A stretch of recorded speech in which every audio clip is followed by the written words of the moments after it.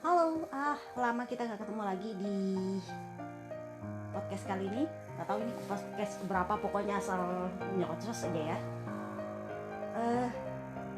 Kita mau bahas apa yang terjadi di Ceko, di Brno. Pertama kita akan membahas penaltinya Johan Sarko vs Paul Espargaro. Menurut kalian sebenarnya apa yang salah sih? Satu, menurut Mbak Yuni ya. Bentar, benerin dulu. Sebenarnya nggak salah sih Sarko, karena sebenarnya Paul yang salah. Dia terlalu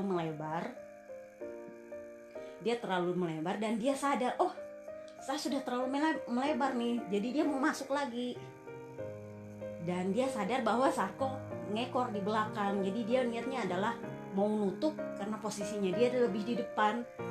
Nah, nggak taunya si Sarko maksa masuk gitu. Jadi sebenarnya niatnya Paul itu adalah, lu nggak boleh ngambil lain gue nih, gue cuma salah dikit gitu loh. Terus kenapa Sarko yang disalahin? Mari kita bahas. Sebenarnya dalam posisi ini Bayu setuju sih sama Mama Mancing.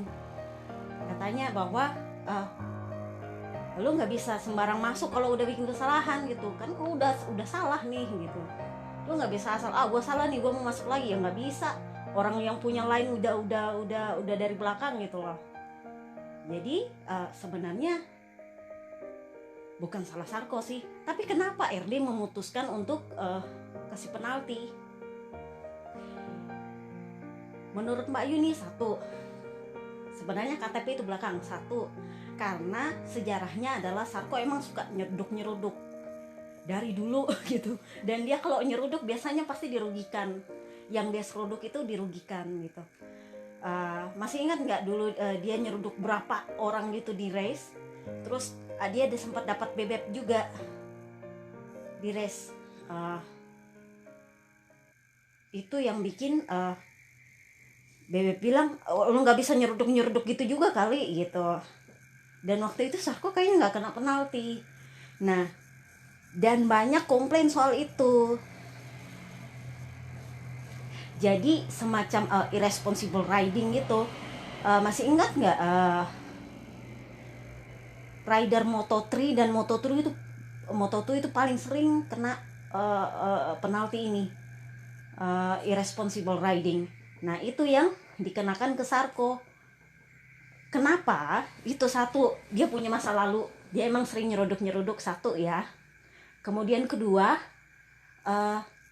RD saat itu memutuskan ini sengaja apa enggak gitu. Bukan masalah lu punya peluang apa enggak, tapi lu sengaja apa enggak gitu loh. Tendensinya sih itu, karena masalahnya si Sarko ini emang terdepak dan dilepeh dari KTM kemarin gitu. Istilahnya, ini motor kan dulu jelek banget sampai gue tinggalin gitu. Istilahnya RD nyangkanya gitu.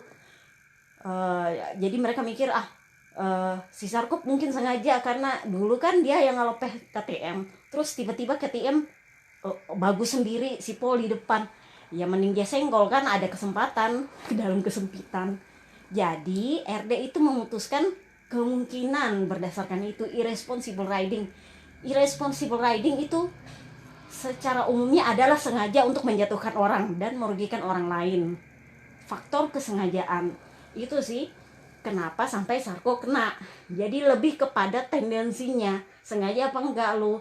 Memang peluangnya ada, tapi lu sengaja apa enggak, itu aja sih.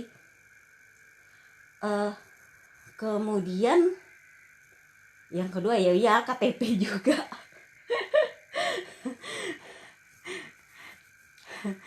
Ya kalau jerun drakor yang melanggar sih, so mau jumpalitan gimana juga ya nggak kena penalti. Si Lorenzo kemarin juga nyenggol kan nggak kena. Pokoknya asal lu punya KTPS yang dianggap atau ya yang istilahnya nggak bisa dibilang satu geng sih. Satu geng juga maksudnya yang cepat untuk menyetujui sesuatu, terutama karena Alex Espargaro itu pendukung beratnya Mark Marquez. Jadi sekeluarga ini benar-benar kalau nggak ngomel ya sengak juga. Satu tukang ngomel, satu tukang sengak, calon sengak. Nggak juga tukang sengak sih, calon sengak. Jadi kayak gitu. Itulah kenapa si Zarko dijatuhi penalti. Terus aduh kucing gua. Terus kenapa si Paul menganggap itu masih terlalu ringan?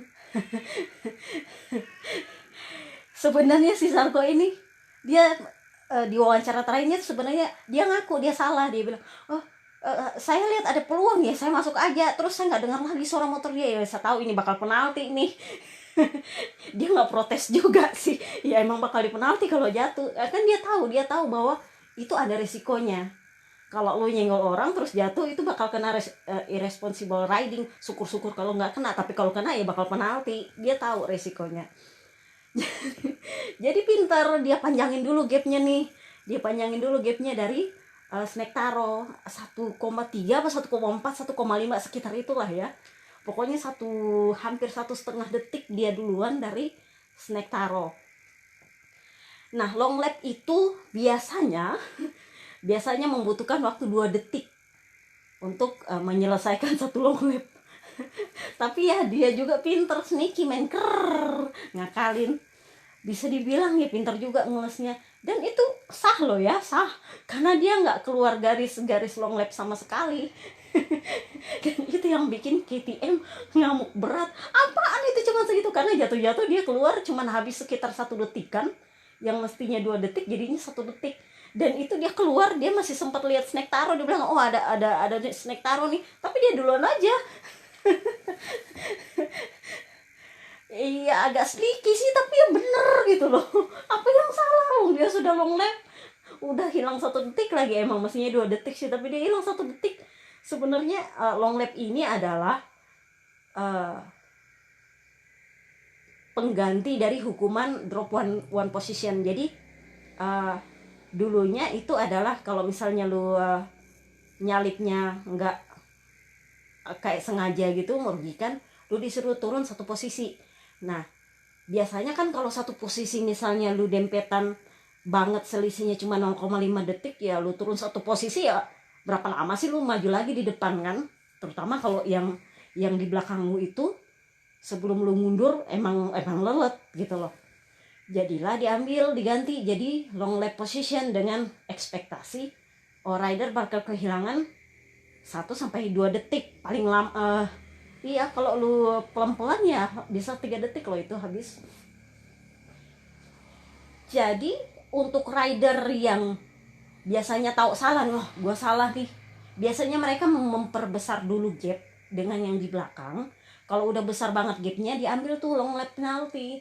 Jadi dia keluar, tek, paling enggak dia masih ada di depan atau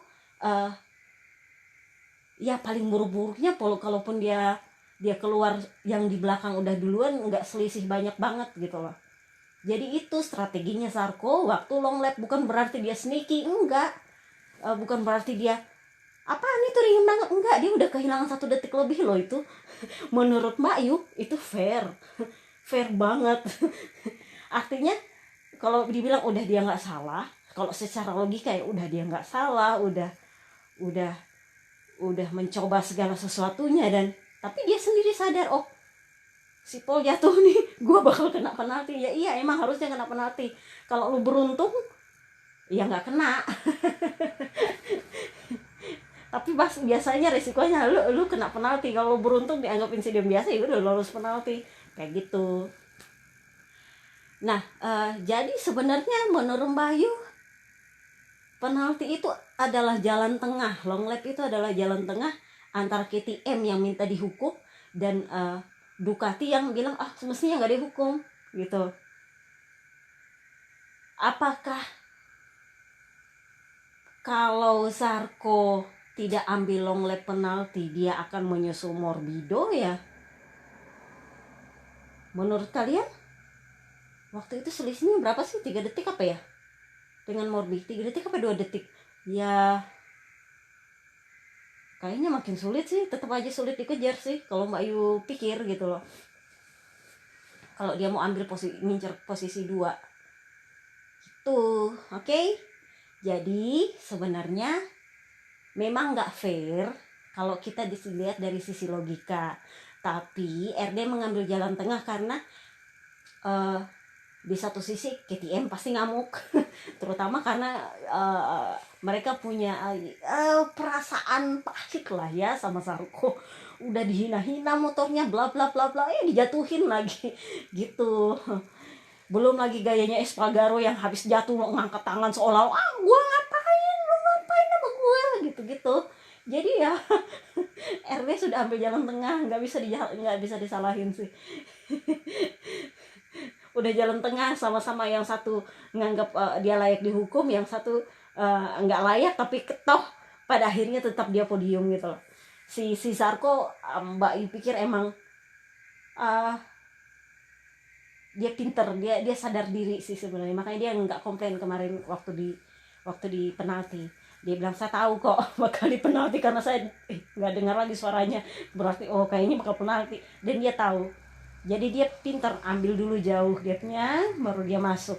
Jadi dia keluar, Snektaro ya dia lihat sih, tapi tetap bisa tetap selesai di depan Snektaro. Emang Snektaro ya lagi sial lah ya.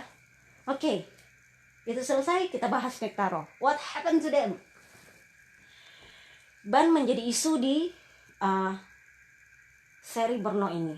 Kenapa? Karena di Jerez kemarin itu ban slicknya memang ban slick baru tapi dimodif, ditambahin karetnya lebih keras dengan alasan karena suhu di Jerez itu lagi panas banget. Jadi itu istilahnya bannya udah dimodif, bukan ban aslinya 2020. Nah, ban asli 2020 itu yang dipakai ya yang sekarang ini, yang di Brno. Iya, Brno sampai race berikutnya itu ban slick belakang yang baru. Masih ingat nggak waktu Intertest kemarin yang komplain adalah Ducati dan Honda. Mereka menganggap bahwa ini ban cuman cocok buat yang mesinnya segaris inline, Yamaha, Suzuki. Ekspektasi Mbak Yu selama akhir pekan itu artinya dari Jumat Sabtu, ya emang benar sih waktu itu sih yang moncer siapa? Yamaha, Snektaro, si Vinales. Kita nggak hitung kualifikasi itu hancur lebur, kenapa bisa Sarko di atas gini-gini, itu ya untung-untungan sih. Tapi ya emang si Snektaro sama Vinales emang moncer. Coba lihat di warm up pagi hari Minggu, lihat Vinales di mana, Quartararo di mana, Morbidelli di mana. Cuma Bebek Vale aja yang hilang entah kemana. Dia ada di 10 besar. Nakagami malah naik di 10 besar waktu warm up. Ini yang dasar, nanti kita bahas ini. Nah, terus kenapa ban jadi bahasan? Jack Miller yang bongkar kartu duluan. Dia bilang ini ada konspirasi nih ban nih. Jadi secara nggak langsung race Brno ini membuktikan bahwa teori Mbak Yu yang sudah berapa tahun itu, yang selalu dituduh lu cuman gara-gara rider idola lu si Ayang Bebek Vale lu ngeluhin ban, lu bilang lah ada ban gaib dan segala macam. See now, bukan cuma Bebek Vale malah I already handle it now, I a little bit sorry now, I try to figure it out now. Setelah bertahun-tahun dia menderita dengan ban, dia pelan-pelan mulai okay, gue kayaknya mesti pakai cara lain sama ini ban. Giliran pabrikan lain yang pusing. Kenapa? Pertama si Ducati yang paling komplain. Kenapa? Karena setiap menurut Jack Miller, setiap sesi itu beda-beda. Segini apa, habis ini apa, segitu apa, setup ini nggak bisa, setup itu nggak bisa, riding style di sini ngerem nggak bisa, puyeng lah ya. Jadi pas kualifikasi ternyata Zarco sama Snektaro yang di baris depan, curiga dong si Miller. ini orang Prancis dua-dua nih, banyak juga dari Prancis, patut dicurigai deh lo ya. Lanjut, Petrucci sih nggak vulgar amat, dia cuma bilang ya emang si JK sih emang ceplos-ceplos gitu, tapi gini deh, uh, uh, ban ini memang beda-beda, dibilang performanya kadang bagus kadang enggak, jadi ada kesalahan atau ketidakkonsistenan yang berulang. Dia bilang kami sudah bertahun-tahun komplain, tapi selalu ada ketidakkonsistenan yang berulang. Artinya di luar ekspektasi. Misalnya hari ini, ini cocok nih, besoknya udah hancur lagi gitu. Jadi mereka harus cari lagi setup ini kenapa barang gitu loh. Itu menurut Petrucci. Kalau si Dovi sih nggak mau terang-terangan juga nuduh ban, dia cuma bilang kita lagi pusing, lagi cari tahu ini sebenarnya ada apa, siapa yang pakai setup apa, cocoknya bagaimana. Dovi lebih cenderung cuma bilang ban emang jadi masalah, tapi kalau mau menuduh ada konspirasi ya enggak juga, dia bilang gitu. Lanjut. Itu kayak gitu, itu sesi kualifikasi. Jadi Neng Vina karena dia start dari di luar dari baris depan, dia cari setup bagus dong ya. Nah, setup bagus itu dia tes di warm up minggu pagi. Hasilnya dia ada di posisi 2 di warm up. Jadi pikirannya dia wajar dong, dia bilang ini udah cocok nih, setup gua udah bisa nih, paling enggak ya mungkin enggak harus menang, tapi ya setidaknya bisa bersaing lah buat podium gitu. Itu pikirannya. Snektaro ya jangan ditanya. Dia udah moncer dari hari Jumat men. Jadi ya meskipun warm up enggak harus wah-wah banget, dia udah tahu paling enggak gue ya harapannya sih menang, tapi paling enggak gue podium. Jadi mereka sudah ekspektasinya udah pas nih setelan ban dan setelan motor. Lalu pas race jeng hasilnya adalah Snektaro mundur sekian posisi, Neng Vina lebih jauh lagi sampai finish di luar 10 besar. Jadi apakah yang salah setup? Jelas enggak dong ya. Karena kan setup sudah dites di warm up, dan itu menurut Bayu gini, kalau di warm up lu udah bagus, berarti di race nanti seenggaknya lu turun gak sampai banyak banget posisinya. Masalahnya Neng Vina jauh banget turunnya, 14. Sama sekali bukan dia. Jadi kalau mau dibilang dia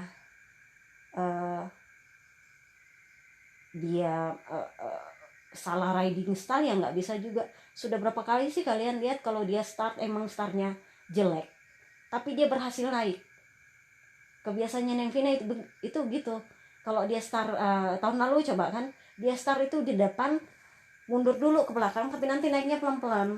Nah kayak gitu. Tapi untuk pertama kalinya Neng Vina emang bukan dia. Mbak Yu yakin dia sudah berusaha banget buat maju, tapi emang nggak bisa. Akhirnya dia bilang gini, dari tikungan pertama itu udah nggak ada grip. Satu, lurus pun spinning terus ban gua. Itu satu. Snektaro dia udah bilang gini, dari lap pertama udah hancur ban, nggak ada grip sama sekali. Jadi dia daripada dia maksa, mending dia fokusnya adalah mending finish dulu. Kenapa? Kalau kalian lihat postingan Mbak Yu di mana gitu, pokoknya kalau kalian tahu lah, kalian carilah. Kan Mbak Yu udah bilang race Brno ini bisa dibilang worthless. Satu karena bukan karena ban, satu karena sirkuitnya emang hancur, bolong-bolong kiri kanan, bumpy banget.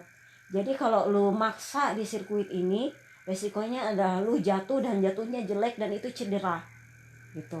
Dan kalau lu cedera, masalahnya musim ini cedera adalah hal yang tidak bisa ditolerir. Apalagi kalau lu jatuh di Brno. Kenapa? Karena minggu depan lu udah harus nge-race di Red Bull Ring, 2 race pula. Nah Red Bull Ring itu sirkuit bagus, treknya bagus, jadi ya mending lu jatuh di situ jatuhnya worth it lah ya. Buat lu kenceng-kenceng kan, lu kenceng-kenceng terus lu jatuh, itu masih worth it. Dan terutama karena habis Austria lu ada jeda dulu sebelum ke Misano, ada jedanya 2 minggu. Jadi kalau misalnya lu cedera di Austria, lu masih bisa pemulihan gitu ya. Kan biasanya pemulihan ya makanya 2 minggu, nggak pernah seminggu sih, 2 minggu. Apalagi kalau cuma 4 hari nggak ada cerita. Biasanya seminggu atau 2 minggu gitu. Kalau cuma 4 hari mah itu bohongan. Gue nyindir. Jadi kayak gitu. Jadi mending lu jangan sampai cedera di Brno, ntar aja di Austria kalau mau cedera gitu. Karena itu lebih worth it buat jatuh, lebih worth it buat gaspol, lebih worth it buat habis-habisan. Mending lu slow down di sini, pelan-pelan aja asal kelakon, nggak usah maksa. Itulah kenapa KTM dan Johan Sarko habis-habisan di sirkuit ini. Sekali seumur hidup istilahnya, bener juga kata Paul, sekali setahun ini peluang KTM maju. Kenapa? Karena pabrikan lain mending pelan-pelan deh ya, terutama Yamaha itu mesinnya udah habis. Lu mau rusakin mesin lagi, yang bener aja. Pasti mereka jaga banget jangan sampai jatuh. Apalagi kalau jatuhnya sampai jumpalitan kacau-kacau kayak Peko kemarin, itu kan merusak mesin juga. Itu adalah salah satu titik lemah Yamaha untuk saat ini. Mesin habis, lu nggak boleh bikin kesalahan jatuh, dan kalau lu jatuh jangan sampai rusak mesin, karena kalau rusak mesin habis mesin lu beneran. Yang punya mesin full saat ini cuma Snectaro, yang lainnya cuma sisa 4 mesin, itu pun diputar. Oke? So, jadi sebenarnya apakah ada ban goib itu? Mbak Yu emang udah bilang dari berapa tahun lalu ada itu ban. Cuman baru sekarang Bebe Vale akhirnya bilang kemarin, ya saya harus mengakui selama bertahun-tahun memang selalu ada ban yang lebih bagus dari yang lain. Dan saya nggak bisa, Bebe Vale bilang, saya nggak bisa bilang gambling sih, tapi emang begitu ada. Cara ngakalinya ya kalau bukan di setup ya di riding style. Memang susah sih, tapi ya gitulah ya dunia balap. Bebe Vale akhirnya legowo bahwa itulah kenyataan ban yang harus dijalani selama bertahun-tahun dia ribut sama ban. Dia bilang ya kita selalu menekan Michelin untuk bikin grip bagus, untuk daya tahan bagus. Ya biasanya sih mereka bagus, tapi kadang-kadang ada miss juga, dia bilang gitu. Kadang bagus, kadang missnya banyak, kadang missnya dikit. Pokoknya memang selalu ada ban yang lebih baik dari ban lain.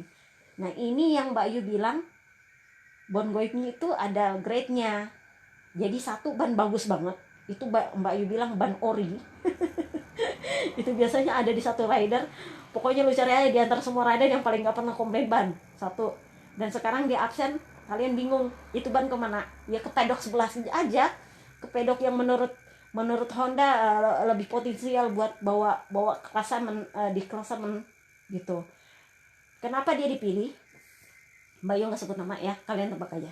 Kenapa dia dipilih memakai ini ban ori selama Jordan Rakor pensiun, sorry, bukan doa men, bukan pensiun. Selama cedera, sorry keceplosan. enggak amit-amit, enggak lah ya, mudah-mudahan sembuh tuh. Jadi selama dia cedera, si ban ini tetap akan ada di pedok gitu. Mbak Yu nggak tahu apakah ada perjanjian apa gimana. Pokoknya yang Mbak Yu tahu, ban itu akan ada di pabrikan itu aja beredar. Jadi kenapa rider yang satu ini dipilih? Karena waktu itu di Andalusia si Cal Crutchlow nggak bisa karena dia lagi cedera. Marquez anak baru banget, nggak bisa diharap gitu. Jadilah kenapa rider ini yang dikasih.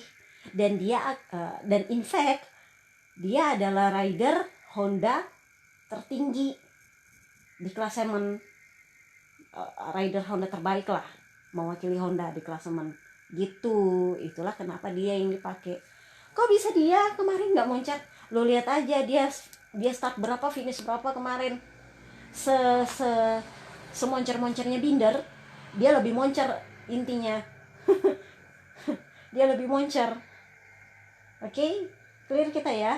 Kalian sudah tahu itu siapa. Kemudian Binder apakah dapat yang ori? Enggak. Bayu udah bilang itu ada grade. Jadi ori, KW, KW, kemudian yang ban jelek dan jelek banget. Jadi mari kita lihat itu KW sebagai jelek. Jadi jelek banget gitu. Ya, kayak gitu. Nah, ini Bayu nggak tahu apakah itu hasil undian para KTM bagus banget atau seperti kata Snack Taro ada kong kali kong juga. Jadi yang kalian bilang Snack Taro itu didukung karena satu negara, didukung oleh ban karena satu negara, terpatahkan sekarang kan. Snack Taro buka-bukaan dia bilang, saya justru mikir Michelin sama KTM ada hubungan nih. Karena apa, selama ini KTM kan ngetes di Brno sama Austria. Jadi istilahnya lebih sering lah ya KTM ketemu sama Michelin daripada pabrikan lain gitu. Itu sih asal tuduhannya. Tapi itu juga mematahkan bukti bahwa Snack Taro didukung sama ban goib. Enggak. Sejak awal Mbak Ayu bilang enggak. Itu karena dia emang lagi dapat undian bagus aja. Jadi dia lagi dapat KW atau KW super atau pokoknya ya grade-nya lebih di atas dari yang jelek-jelek banget itu gitu. Sekarang kan terbukti si KTM yang dapat yang ya dibilang ori juga enggak, tapi ya lumayan lah ya buat moncer, buat sirkuit yang berlubang-lubang itu, ditambah dengan mereka sudah biasa tes di situ, mereka udah hafal lubang-lubangnya di mana, ngambil beloknya di mana, ngeremnya di mana, mereka udah hafal.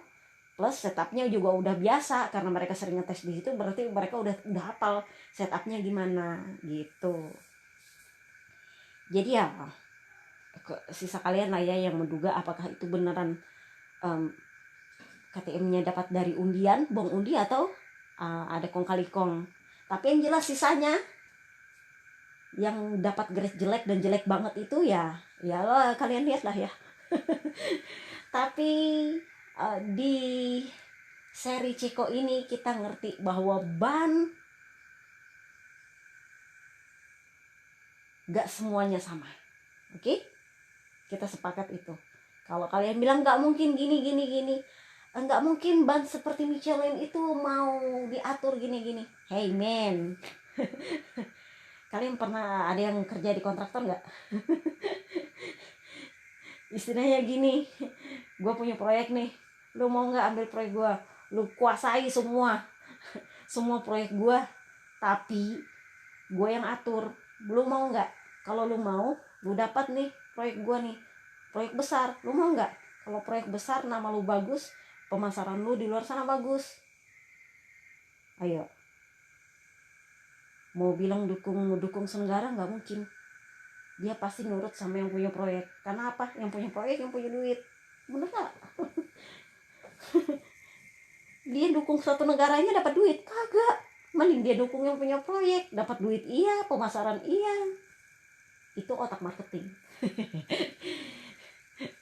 Tapi sampai saat ini sih belum ada omongannya Tara Maslo soal komplain para rider yang nyaris semuanya sama itu.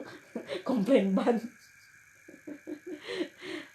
Tapi kita lihat ya di Austria ini apakah benar prediksi Snack Taro bahwa KTM bakal moncer lagi. Austria kan 2 race, berarti apakah memang mereka akan moncer di 2 race ini, ataukah kalau memang mereka moncer berarti terbukti bahwa KTM sama Michelin emang kong kali kong. Tapi kalau nggak terbukti, ya berarti emang buang undi. emang buang undi. Kalau soal apakah Michelin kembali melakukan evaluasi atas ban karena dikritik oleh rider, nggak tahu juga. Tapi kalau mereka misalnya ganti ban, mestinya sih konfirmasi ke rider dulu, karena itu kan mestinya dites dulu ya kan, mestinya. Tapi nggak tahu lah ya.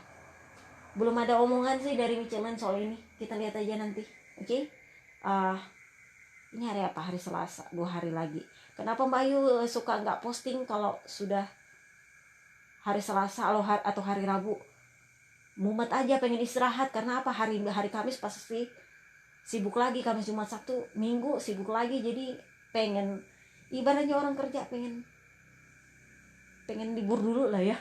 Dikurangin dulu postingnya, enak menikmati hari, mumet-mumetan dengan kerjaan, dengan saham, dengan segala macam yang mau ditelepon, dengan pertanyaan bahwa ini ekspor kapan dibuka lagi ya, soalnya banyak kiriman yang mesti dikirim ke luar negeri dan mandek. Bayu nggak berani ngirim apa-apa kalau sekarang, karena estimasinya ini sampai kapan nggak ngerti, belum lagi sampai di sana pasti dikarantina kan produk-produk, jadi males deh.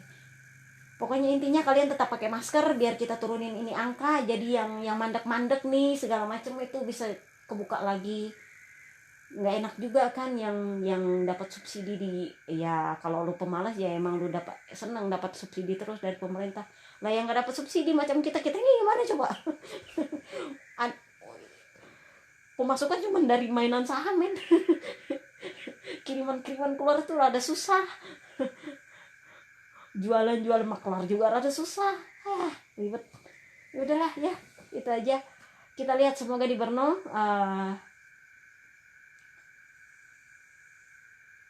kita dapat motodrama yang episode baru lagi. Intinya musim ini adalah judul besarnya adalah musim nggak ada lu rame banget. Ini adalah musim dimana setiap race lu nggak bisa memprediksi siapa. Kemarin yang di Jerez bisa memprediksi seolah-olah ini nanti di Brno Snektaro bakal menang. Enggak kan? Ya kita lihat nanti Austria bakal gimana lagi. Kita nggak tahu apakah Snektaro bakal menang lagi ataukah ada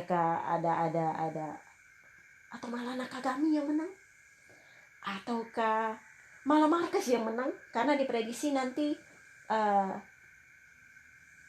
di Austria race pertama itu bakal hujan. Tadi Mbak Yu lihat postingannya Suzuki memang lagi hujan deras.